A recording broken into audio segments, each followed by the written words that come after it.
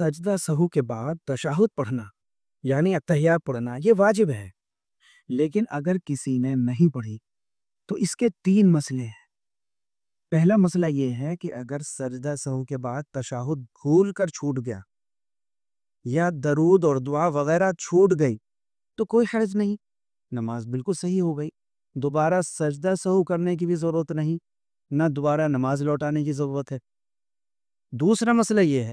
اگر سجدہ سہو کے بعد تشہد عمدن چھوڑا ہے یعنی جان بوجھ کر چھوڑا ہے، اس صورت میں نماز دوبارہ لوٹانا یہ واجب ہے،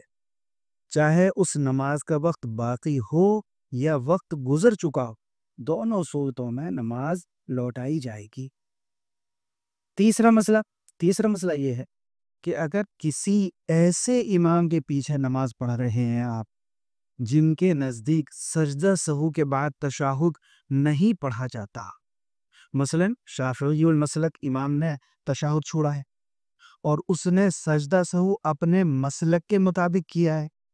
اس صورت میں حنفی مقتدی کی نماز ہو جائے گی، دوبارہ نماز لوٹانے کی ضرورت نہیں ہے۔